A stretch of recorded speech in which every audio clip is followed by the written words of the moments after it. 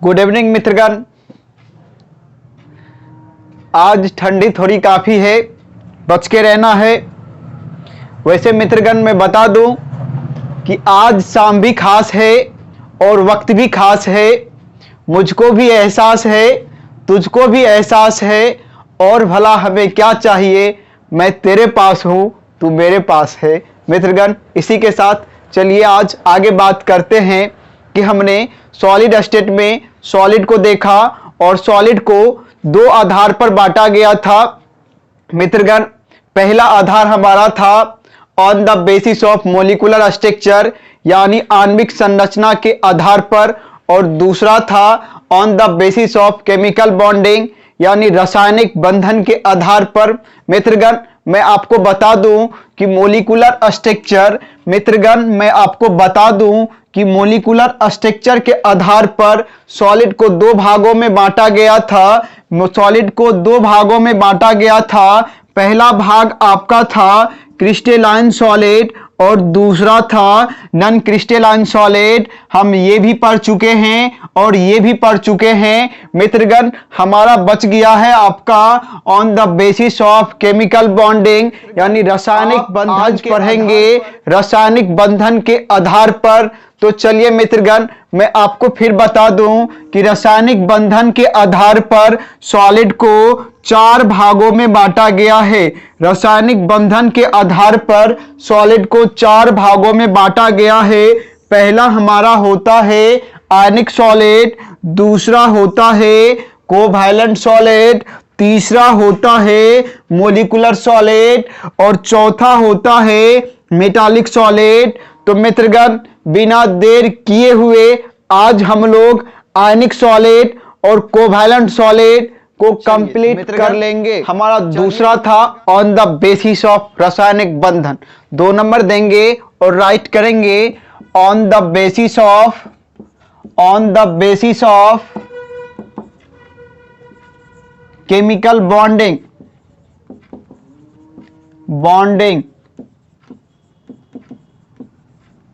मित्रगण दूसरा है हमारा on the basis of chemical bonding.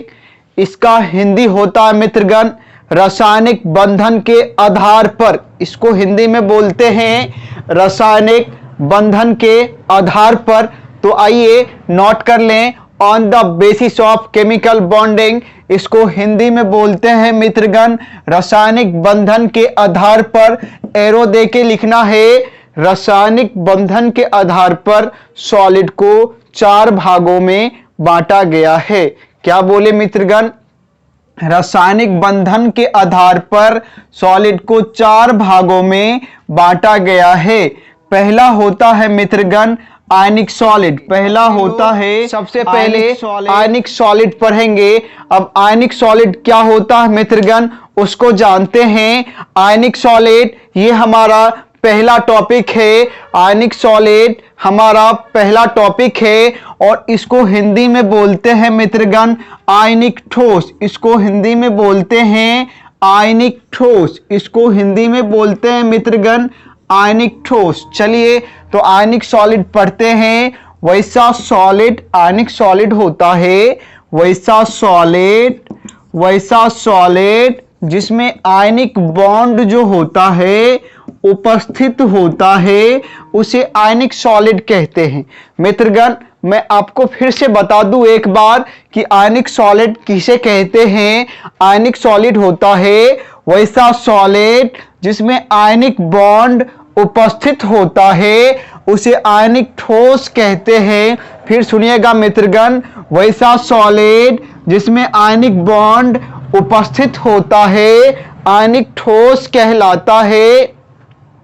अब मित्रगण आप पूछिएगा कि आयनिक बॉन्ड क्या होता है सर, तो मैं आपको बता दूं आयन आयन के बीच बने बंधन को आयनिक बॉन्ड कहते हैं। फिर से सुनिएगा मित्र, आयन आयन के बीच बने बंधन को आयनिक बॉन्ड कहते हैं। मित्रगण अगर आप इससे ज्यादा जानना चाहते हैं तो हमारा क्लास जरूर ज्वाइन करें। तो ठीक है मित्रगण आगे बढ़ लें इसकी उदाहरण की ओर। मित्रगण इसकी एग्जाम्पल की बात करते हैं तो NaCl NaCl, KCl, MgO, CaO और CaCl2 ETC जो होता है मित्रगण, ये सब आयनिक सॉलिड होते हैं। फिर से सुन ले मित्रगण, मैंने बोला NaCl, KCl, MgO, CaO, CaCl2 ये सारे आयनिक सॉलिड होते हैं। इसके उदाहरण से एक मार्क जरूर पूछी जाएगी, तो मैं फिर बता दूं आपको कि NaCl में आयनिक बॉन्ड उपस्थित होता है, KCl में आयनिक बॉन्ड उपस्थित होता है, इसी प्रकार से सब में आयनिक बॉन्ड उपस्थित होता है। मित्रगण, हमने बारीकी से सबका प्रॉपर्टीज पढ़ा, सबका गुण पढ़ा, इसका भी गुण पढ़ेंगे। मित्रगण, मैंने पहले भी बोला था, हर किसी का कोई ना कोई कुछ ना कुछ गुण होता है, तो इसका भी कुछ गुण है, उसको देख लेते हैं। तो चलिए मित्रगण, पढ़ते हैं। प्रॉपर्टीज ऑफ आयनिक चालक होते हैं। चलिए मैं आपको फिर से बता दूं मित्रगण, मैंने पढ़ा प्रॉपर्टीज ऑफ आयनिक सॉलिड। मैं बोलता हूं कि आयनिक सॉलिड कठोर और भंगुर होते हैं।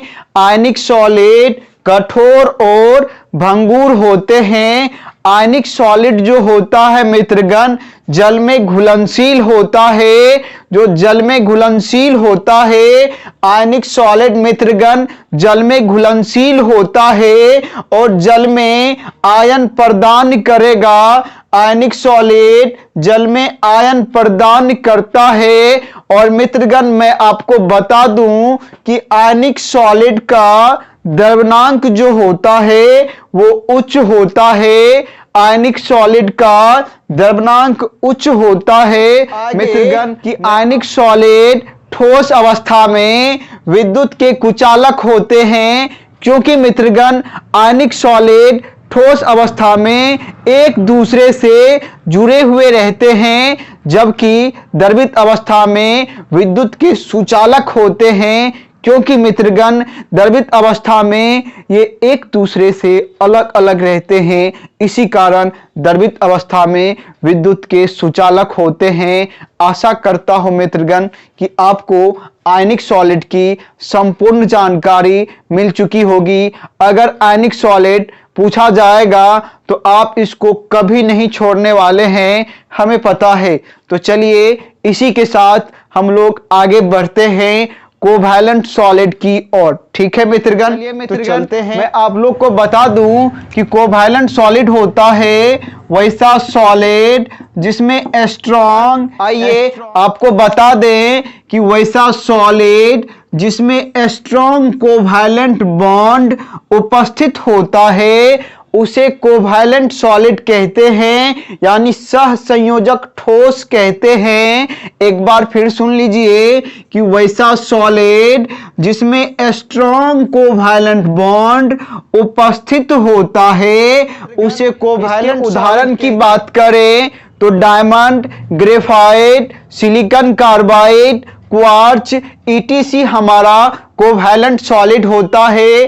कोवैलेंट सॉलिड को देखते हैं मित्र एक बार फिर से। तो कोवैलेंट सॉलिड को हिंदी में बोलते हैं सह संयोजक ठोस। और चलिए मित्रगण, इसकी डिफिनेशन के बारे में बात करें तो वैसा सॉलिड जिसमें स्ट्रॉन्ग कोवैलेंट बॉन्ड उपस्थित होता है, यानी कि बहुत ही मजबूत सह संयोजक उपस्थित होगा, तो कोवैलेंट सॉलिड कहलाएगा। मित्रगण, आप हमको बता दीजिए कि अगर डायमंड देखे होंगे ना, या अपने गले में जो आप क्रिस्टल पहनते हैं उसी की बात कर लें, तो वो बहुत ही मजबूत होता है, वो बहुत ही स्ट्रॉन्ग होता है और उसके अंदर ना कोवैलेंट बॉन्ड उपस्थित होता है।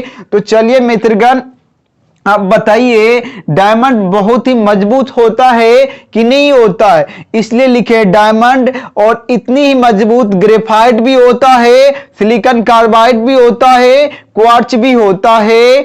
तो फिर से सुनिएगा, डायमंड कोवैलेंट सॉलिड है, ग्रेफाइट कोवैलेंट सॉलिड है, क्वार्ट्ज कोवैलेंट सॉलिड है, सिलिकॉन कार्बाइड कोवैलेंट सॉलिड है। मित्रगण उदाहरण से ना 1 मार्क जरूर से जरूर पूछी जाएगी। तो मित्रगण चलिए आगे बात कर लेते हैं इसकी भी गुण की। तो चलिए मित्रगण लिखेंगे प्रॉपर्टीज ऑफ कोवैलेंट सॉलिड। तो चलिए मित्रगण बात कर लेते हैं कोवैलेंट सॉलिड के गुण के बारे में। कोवैलेंट सॉलिड का गुण जो होता है ना मित्रगण, कोवैलेंट सॉलिड अधिक कठोर होता है। क्या बोले? डायमंड क्या होगा? अधिक कठोर होगा। कोवैलेंट सॉलिड जल में अघुलनशील होगा। मित्रगण आपको डायमंड दे दिया जाएगा और बोलेगा इसको जल में घुलाने संभव है क्या? नहीं है ना। तो चलिए आगे बात कर लें। इतनी बातें तो समझ गए होंगे आप कि डायमंड जो होता है जल में घुलनशील नहीं होता है, इसीलिए लिखे हैं कि कोवैलेंट सॉलिड जल में अघुलनशील होता है। और जो जल में अघुलनशील होगा, जल में आयन भी प्रदान नहीं करेगा। और मित्रगण मैं आपको बता दूं कि इसका द्रव्यमानक उच्च होता है। मित्रगण कोवैलेंट सॉलिड का द्रव्यमानक उच्च होता है। मित्रगण कोवैलेंट सॉलिड प्रायः जो है विद्युत का कुचालक होता है। मित्रगण कोवैलेंट सॉलिड प्रायः विद्युत का कुचालक होता है। तो चलिए आगे बात कर लेते हैं। कोवैलेंट सॉलिड और वाष्पशील भी होता है।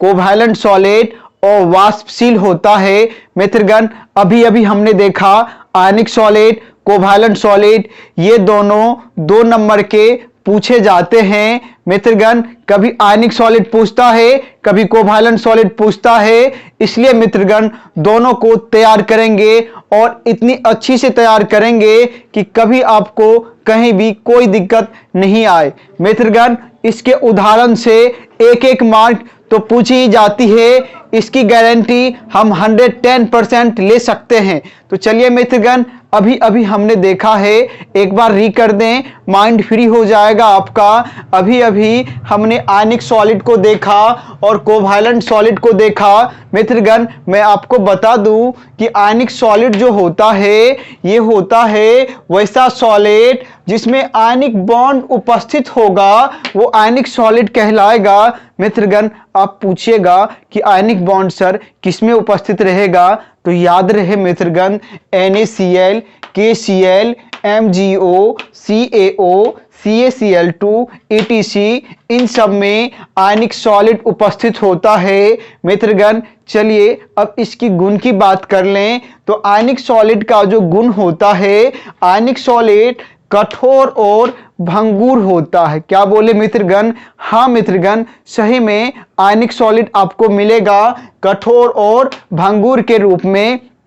दूसरी बात है मित्रगण कि आयनिक सॉलिड को हम जल में घुला सकते हैं और जो जल में घुलनशील होगा मित्रगण वो आयन प्रदान करेगा। मित्रगण आगे बात कर लें कि आयनिक सॉलिड का द्रव्यमानक उच्च होता है। मैं आपको आगे बता दूं कि आयनिक सॉलिड ठोस अवस्था में विद्युत के कुचालक होते हैं क्योंकि इसके आयन मजबूती से एक दूसरे के साथ जुड़े होते हैं, जबकि द्रवित अवस्था में विद्युत के सुचालक होते हैं क्योंकि इसके आयन एक दूसरे से अलग अलग होते हैं। तो चलिए मित्रगण आगे अब पढ़ लें कोवैलेंट सॉलिड को। कोवैलेंट सॉलिड को हिंदी में बोलते हैं मित्रगण सहसंयोजक ठोस। सहसंयोजक ठोस मित्रगण चलिए तो कोवैलेंट सॉलिड कहेंगे किसको? तो याद रहे मित्रगण वैसा सॉलिड जिसमें स्ट्रॉन्ग कोवैलेंट बॉन्ड उपस्थित होगा कोवैलेंट सॉलिड कहलाएगा। मित्रगण मैं आपको बता दूं कि आपका डायमंड कोवैलेंट सॉलिड है, ग्रेफाइट कोवैलेंट सॉलिड है, सिलिकॉन कार्बाइड कोवैलेंट सॉलिड है, क्वार्ट्ज कोवैलेंट सॉलिड है। चलिए मित्रगण सहसंयोजक ठोस की गुण की बात करें तो कोवैलेंट सॉलिड जो होती है मित्रगण वो अधिक कठोर होती है और जल में घुलनशील नहीं होती है। आपको अभी अभी मैंने बताया कि आपको क्रिस्टल दे दिया जाएगा, यानी कि आप जो गले में पहनते हैं क्रिस्टल डायमंड टाइप का वो दे दिया जाएगा। उसको बोलेगा कि इसको जल में घुला के लाओ, तो आपसे ये नहीं हो सकता। इसीलिए हम लिखे हैं कि कोवैलेंट सॉलिड जल में अघुलनशील होते हैं और जो जल में अघुलनशील होंगे आयन प्रदान नहीं करेंगे। और याद रहे मित्रगण कोवैलेंट सॉलिड का भी द्रव्यमान उच्च होता है। याद रहे मित्रगण, आयनिक सॉलिड और कोवैलेंट सॉलिड दोनों का द्रव्यमान उच्च होता है। मित्रगण आगे चलिए, यह प्रायः विद्युत के कुचालक होते हैं। मित्रगण कोवैलेंट सॉलिड विद्युत के कुचालक होते हैं। आगे बात कर ले मित्रगण, तो कोवैलेंट सॉलिड और वाष्पशील होते हैं। मित्रगण हमें उम्मीद है कि आपको अच्छी तरह से सब समझ में आया होगा। मित्रगण चलिए मैं आपको इसी के साथ बता दूं कि कल आप ये और ये दोनों वर्क करके आएंगे। कल जब आप और हम मिलेंगे तो आपको पूरी बातें याद होनी चाहिए। मित्रगण मैं आपको बता दूं, आप मेरी बातें कभी नहीं मानते हैं। मैं बोलता हूं तो बता दूं कि अपना तो घर वालों से नाराजगी है, एक तू है कि दोस्तों का कहा मानता है। यार मैं तुझे अपना समझ के ही तो कुछ कहता हूं, तू भी मेरी बातों का बुरा मानता है। मित्रगण मैं इसी के साथ आज की क्लास यही खत्म कर रहा हूं। तो मित्रगण कल फिर मिलेंगे इसी टाइम इसी वक्त। तो हंसते रहिए, मुस्कुराते रहिए, फिर मिलेंगे आपसे। चलिए मित्र।